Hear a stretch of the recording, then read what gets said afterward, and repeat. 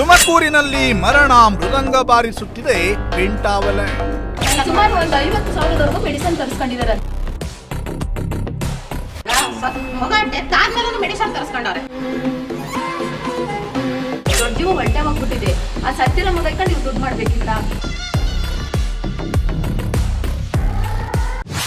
Pentavalent ಲಸಿಕೆಗೆ ಜಿಲ್ಲೆಯಲ್ಲಿ 4ನೇ ಮಗು ಬಲಿ.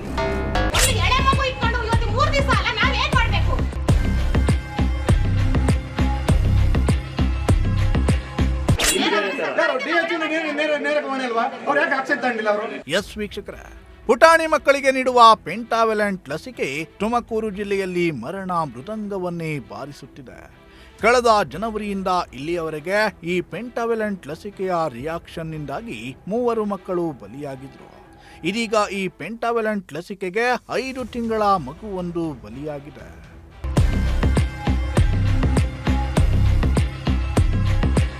ಹೌದು, ಪೆಂಟಾವಲೆಂಟ್ ಲಸಿಕೆ ಹಾಕಿಸಿಕೊಂಡ ಕೆಲವೇ ಗಂಟೆಗಳಲ್ಲಿ ಮುದ್ದಾದ 5 ತಿಂಗಳ ಹೆಣ್ಣು ಮಗುವೊಂದು ಸಾವನ್ನಪ್ಪಿರುವ ಆರೋಪ ಕೇಳಿಬಂದಿದೆ. ತುಮಕೂರು ಜಿಲ್ಲೆಯ ಶಿರಾ ತಾಲೂಕಿನ ಮಾಗೋಡು ಗ್ರಾಮದ ಕೀರ್ತನ ಹಾಗೂ ಲಕ್ಷ್ಮೀಕಾಂತ್ ದಂಪತಿಯ 5 ತಿಂಗಳ ಶಿಶು ಮರಣ ಹೊಂದಿದೆ. ಕಳೆದ ಗುರುವಾರ ಈ ಮಗುವಿಗೆ ಮಾಗೋಡು ಗ್ರಾಮದ ಅಂಗನವಾಡಿ ಕೇಂದ್ರದಲ್ಲಿ ANM ಮುದ್ದಮ್ಮ ಎನ್ನುವವರು ಪೆಂಟಾವಲೆಂಟ್ 2 ಲಸಿಕೆಯನ್ನ ಹಾಕಿದ್ರು. ಬೆಳಿಗ್ಗೆ 11:30 ಸುಮಾರಿಗೆ ಲಸಿಕೆಯನ್ನ ಹಾಕಿಸಿಕೊಂಡ ಮಗು ಬಳಿಕ ನಿದ್ದೆಗೆ ಜಾರಿತ್ತು. ಮಧ್ಯಾಹ್ನ 3:30 ಸುಮಾರಿಗೆ ಮಗುವಿಗೆ ಭೇದಿ ಕಾಣಿಸಿಕೊಂಡು ಅಸ್ವಸ್ಥಗೊಂಡಿತ್ತು. 10:00 ಮಾಗೋಡಿಗೆ ಇಂಜೆಕ್ಷನ್ ಹಾಕ್ಸಕ್ಕೆ ಹೋಗಿದ್ವಿ. 11 ಗಂಟೆಗೆ ಇಂಜೆಕ್ಷನ್ ಹಾಕಿಸ್ಕೊಂಡು 12 ಗಂಟೆಗೆ ಮನೆ ತಕ್ಕ ಬಂದ್ವಿ. ಆಮೇಲೆ ಚೆನ್ನಾಗಿ ಆಡ್ಕೊಂಡು ಹಾಲು ಕುಡಿದ್ಲು. ಆಮೇಲೆ 4 ಗಂಟೆಯಿಂದ ಹೆಂಗೆ ಆಡೋಕ್ಕೆ ಶುರು ಮಾಡಿದ್ಲು. ಆಮೇಲೆ ಶಿರಾ ಆಸ್ಪತ್ರೆಗೆ ಮಕ್ಕಳ ಆಸ್ಪತ್ರೆಗೆ ಕರ್ಕೊಂಡು ಹೋದ್ವಿ. ಅಲ್ಲಿಂದ ತುಮಕೂರಿಗೆ ಬರ್ಕೊಟ್ಟು ಆಗಲ್ಲ ಇಲ್ಲಿ ಅಂತ ಶ್ರೀದೇವಿಗೆ ತಗೊಬಂದ್ವಿ. ಅಲ್ಲಿಂದ ಅಲ್ಲಿ ಪೋಸ್ಟ್ ಮಾರ್ಟಮ್ ಮಾಡೋ ತಕ್ಕ ಕೊಡಲ್ಲ ಅಂತ ಸಾಯಂಕಾಲ ತಕ್ಕ ಕಾಯಿಸಿ 1:15 ಶ್ರೀದೇವಿ ಆಸ್ಪತ್ರೆಯಲ್ಲಿ ಅಲ್ಲಿ ಆಗಲ್ಲ. ಎಷ್ಟು ತಿಂಗಳು? 4.5 ತಿಂಗಳು. ಅಲ್ಲ, ನೀವು ಶಿರಾಯಿಂದ ಶ್ರೀದೇವಿ ಕರ್ಕೊಂಬಂದ್ರಾ? ಅವಾಗ ಏನಾಗಿತ್ತು? ಪಾಪು ಚೆನ್ನಾಗಿತ್ತ? ಏನಾಗಿತ್ತು ಅಷ್ಟೊತ್ತಿಗೆ? ಸರ್ ನಿನ್ನೆ 11 ಮೊನ್ನೆ ಏನಾಗಿತ್ತಮ್ಮ ಅಷ್ಟೊತ್ತಿಗೆ? ಅಷ್ಟೊತ್ತಿಗೆ ಅವಳು ಉಸಿರಾಡ್ತಿರ್ಲಿಲ್ಲ. ಸ್ವಂತ ಉಸಿರಾಡ್ತಿಲ್ಲ ಅಂತ ಇದನ್ನು ಪೈಪ್ ಹಾಕಿ ಉಸಿರಾಡಂಗೆ ಆಡಿದ್ರು.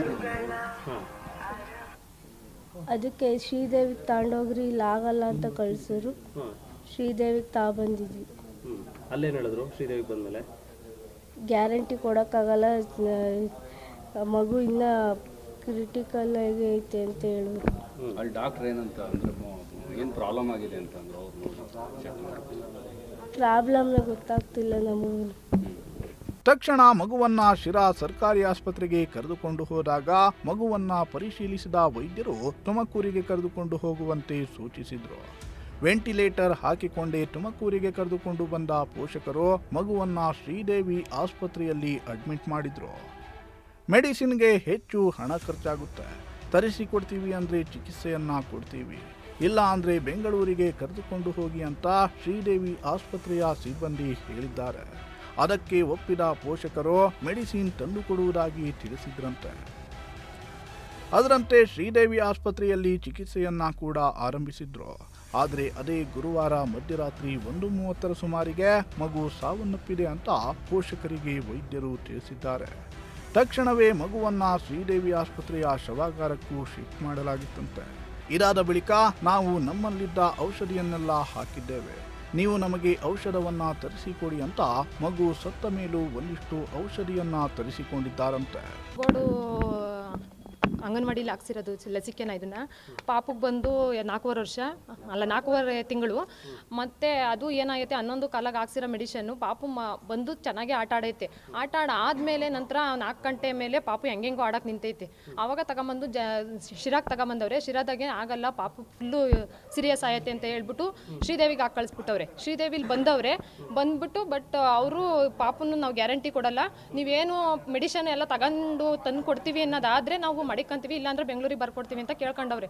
ಏನೇ ಆಗಲಿ ಏನನ್ನ ಆಗಲಿ ನಾವು ಇಲ್ಲೇ ತಂದ್ಕೊಡ್ತೀವಿ, ಇಲ್ಲೇ ಮಾಡಿಸ್ಕೊಡ್ರಿ ಅಂತ ಕೇಳ್ಬಿಟ್ಟು ಅವರು ಅಲ್ಲೇ ಅಡ್ಮಿಟ್ ಮಾಡ್ಯವ್ರೆ. ಎಲ್ಲ ಮೆಡಿಷನ್ನು ತರಿಸ್ಕೊಂಡು ಲಾಸ್ಟಿಗೆ ಆಗಲ್ಲ ಅಂತ ಹೇಳ್ಬಿಟ್ಟು ರಾತ್ರಿ 1:30 ಪಾಪ ತೀರೋಗ್ಬಿಟ್ಟೈತಿ.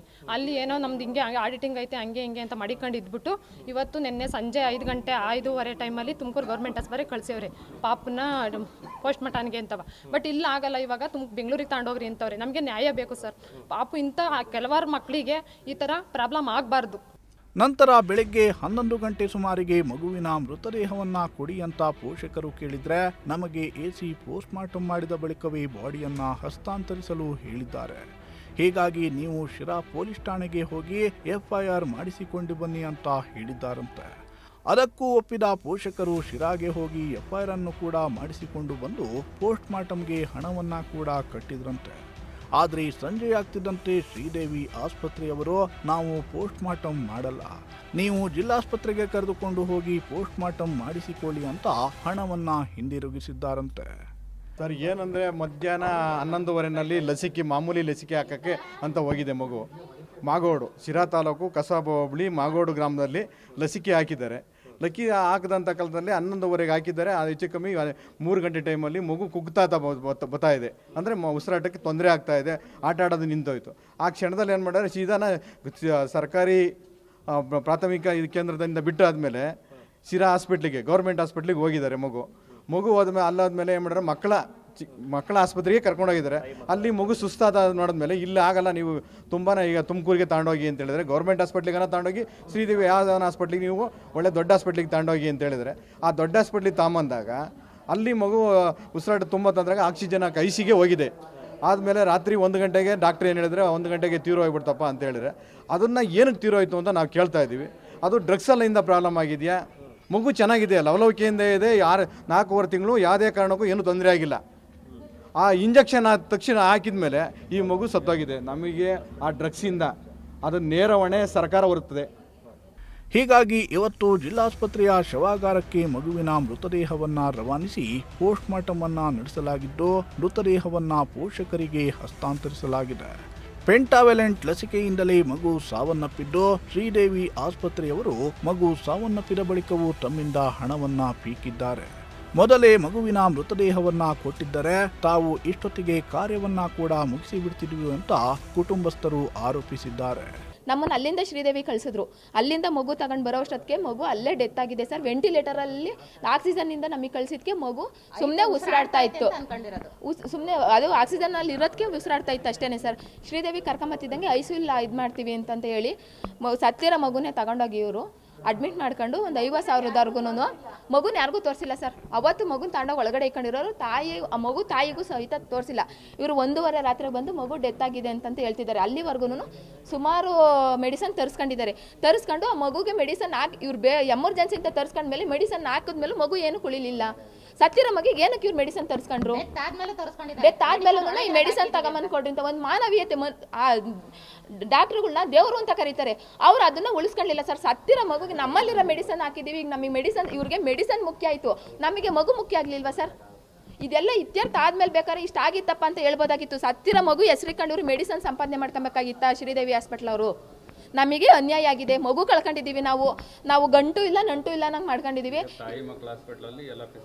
ಎಲ್ಲ ಫೆಸಿಲಿಟಿ ಅಲ್ಲೇ ಇದ್ದಿದ್ರೆ ಇಷ್ಟೆಲ್ಲ ಆಗ್ತಾ ಇರಲಿಲ್ಲ. ಅವ್ರು ಎಮರ್ಜೆನ್ಸಿ ತಗೊಂಡು ಐಸಿಗೆ ಶಿಫ್ಟ್ ಮಾಡಿ ಮಗುಗೆ ಅಲ್ಲೇ ಏನಾದ್ರು ಟ್ರೀಟ್ಮೆಂಟ್ ಮಾಡಿದ್ರೆ ಇಷ್ಟೆಲ್ಲ ಆಗ್ತಾ ಇರಲಿಲ್ಲ. ಅಲ್ಲಿ ಆ ಹಾಸ್ಪಿಟ್ಲು ನೆಗ್ಲಿಜೆನ್ಸಿಯಿಂದ ನಮ್ಮ ಮಗು ಕಳ್ಕೊಂಡಿದ್ದೀವಿ ನಾವು. ಇದಕ್ಕೆ ಶ್ರೀದೇವಿ ಅವರು ಹೊಣೆ ಮಾಡ್ತೀವಿ ನಾವು. ತಾಯಿ ಮತ್ತು ಮಕ್ಕಳ ಆಸ್ಪತ್ರೆ ಅವ್ರನ್ನೂ ಹೊಣೆ ಮಾಡ್ತಾ ಇದ್ದೀವಿ. ಮತ್ತು ಲಸಿಕೆ ಹಾಕಿದವರು ಅವ್ರನ್ನೂ ನಾವು ನೇರ ಹೊಣೆ ಮಾಡ್ತಾ ಇದ್ದೀವಿ. ನಮಗೆ ಸರ್ಕಾರದಿಂದ ನ್ಯಾಯ ಬೇಕು.